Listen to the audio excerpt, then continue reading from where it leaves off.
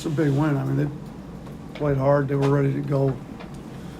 Coach Pearl had them ready to go. I thought their game plan was good early. They did a great job on Brandon.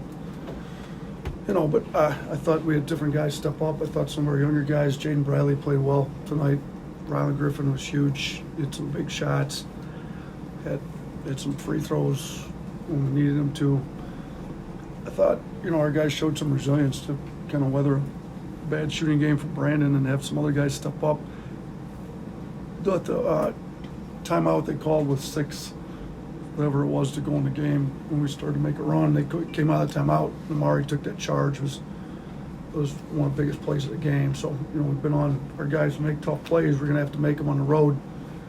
Thought our guys stepped up and made some tough plays there late in the second half when we needed them. So, but, we knew this was going to be a tough game. They're not an easy team to play. They're going to play hard.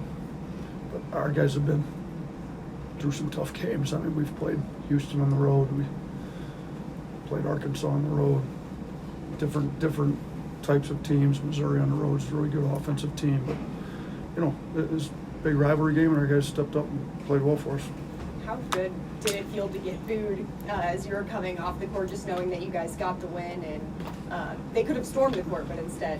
Yeah, I don't think it would have. I think we'd get booed whether we win, lose, or whatever. They don't like Alabama over here very well. So, but yeah, it's a lot better to be booed than to have the court storm and have to try to figure out how to get off. So, I know it was their Super Bowl, and so it was nice to come win over here when it was. We got their best version, I feel like. Coach, when you have a slow day by Brandon, what does that mean to have the bench come in and really step up, especially Rylan and that, some of the other players that came off the bench? Yeah, Rylan led us in scoring. I thought Namari played well. Namari didn't shoot it particularly well either, but he ended up leading us in blue collar points, and he made some effort plays. So, but even not necessarily even just the bench, but Jaden Bradley was big there when we made a run late. To get the scoring out of him that we got was good. And then Brandon found other ways to impact the game. He ends up being, he's still in double figures with 13. He got to the old boards. He got, that tip in that was big late after he got burned on the back door. So, but yeah, Rylan was huge. We don't win this game without Rylan. And I really felt like he did the best job defensively on Wendell Green. Wendell Green he can go get buckets as good as anybody in the country can. So, and I thought he was hurting Sears and Jaden Bradley a little bit. So we went with some more size and put Rylan on him. He had that one block, and we tried to send him downhill to our bigs a little more. But he's good. He may be the best guard we've seen all year. He's really good. The way it went last time for you guys in Oklahoma, when there's that just huge crowd, really raucous crowd, what do you think was the biggest difference in terms of handling that intensity and just the noise? You know what? I don't know if the noise was the issue at Oklahoma as much as it was the mindset going in. We played at Houston. The noise didn't rattle us. I don't feel like the noise is going to rattle any of our guys. I feel like it's what's our mindset going into the game. I feel like we didn't take Oklahoma as seriously as we needed to for whatever reason. That's why we didn't play as hard as we needed to. There's no way we weren't taking Auburn seriously. They're a really good team, the biggest rivalry game, and they're competing for an SEC championship. I know they've now lost 5 of their last 6, but they were right there, a couple weeks ago at the top of this league. So our guys came ready to go. We didn't do a great job in the first half with some stuff. I felt like some guys weren't as locked in on the defensive end.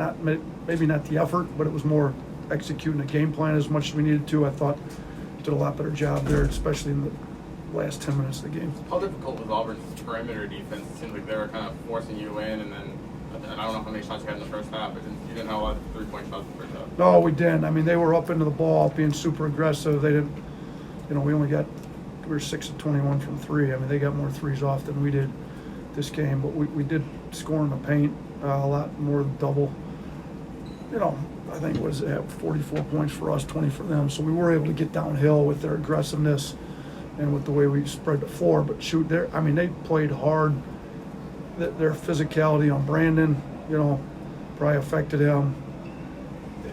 I think we turned the ball over more than we have here recently. I think a lot of that was due to them being up into us. But it also did open the floor up a little bit. Jaden Bradley got downhill, with how aggressive they were. Sears was able to get downhill some. Brandon was able to get down and finish at the rim some because they definitely were trying to run them off the line. So, you know, they did a good job taking away what we're trying to do, but you know, we still only shot. We were 3 of 4 on our non-rim too, so we were 20 of 24 at the rim. So like, they take away the threes, but when you shoot 83% at the rim, it's pretty impressive. Off of that, the pacing felt like a tournament game. A lot of half court, late in the clock, a lot.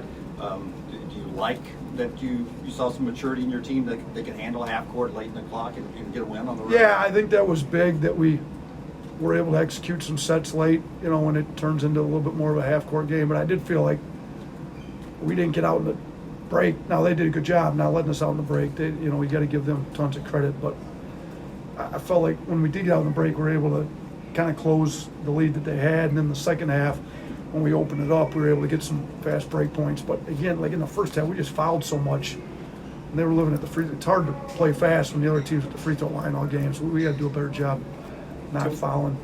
Coach, when you recruited Brandon and stuff, it's no secret he would watch this game growing up, and a lot of the other guys, this is their first time playing. How proud are you of the guys, how they responded in a crowd like this? And I'm sure when you were recruiting them, you were talking about games like this. Yeah, I mean, we talk about our schedule in general, that we're playing one of the best conferences in the country. We're playing, we feel like, the toughest non-conference schedule in the country. So, you know, I feel like those other games prepared for this. But, yeah, I mean, this is the big rivalry game. So, you know, Brandon came to a lot of Alabama football games. He understands the Iron Bowl rivalry in football. I mean, this is the equivalent to the Iron Bowl rivalry. It's just in basketball. So I think Brandon understood it. The guys that hadn't been involved in it yet, they should understand it after playing in the environment they played in today. I mean, it's great. It's what makes college basketball different than the NBA. I mean, you're not going to get this passion out of the fan base in an NBA game. Like, so I love the passion that their fans bring. Hopefully our fans pack our arena out. Hopefully there's not one empty seat when they come back to Coleman and we have to play them at our place, because I think that's what makes college basketball so great. Where does this rank now in terms of winning in the SEC for teams that win at Auburn? I mean, Tougher to win here than Kentucky? probably this year. I mean, we haven't played at Kentucky this year, and you know, did they end up winning against Georgia today or not? They won. Georgia won. Yeah, I mean, it's not, you know, Kentucky's not easy to win at when they're good. You know, and not to say that they're not good this year. They've just been a little inconsistent. But when Kentucky's Kentucky, and they got 23,000 or whatever in there, But I'll say this: the environment here, with them right on the court, and the students right there, this is as tough as. I mean, I think this is the toughest environment to play in. Arkansas is up there, but I'd probably put, you know, we haven't gotten a chance to play Kentucky. You know, when we were good 2 years ago, it was COVID and it wasn't a full, you know, so we weren't as good last year and they were a lot better. But, I mean, I got to play at Kentucky when they were really good. When I was an assistant at Buffalo, that wasn't easy. But I'll put this here at Auburn up with anywhere else in the SEC, but it's a good environment. When defenses play Brandon to deny the pass and limit his touches, what's the answer offensively? To screen him free, or how do you deal with that? I mean, we've had this in the past. You got to set screens to free him up, and then you got to use him as a screener too. So if they're not going to help off him, period, you start using him as a screener. Then you got to set some tough physical. I mean, if they're going to be super physical and grab and hold him, then you got to set tough physical screens to get him open too. Those are the two biggest ways. Thanks, Coach. Thanks, Coach. At Blue Cross and Blue Shield of Alabama, we cover what matters.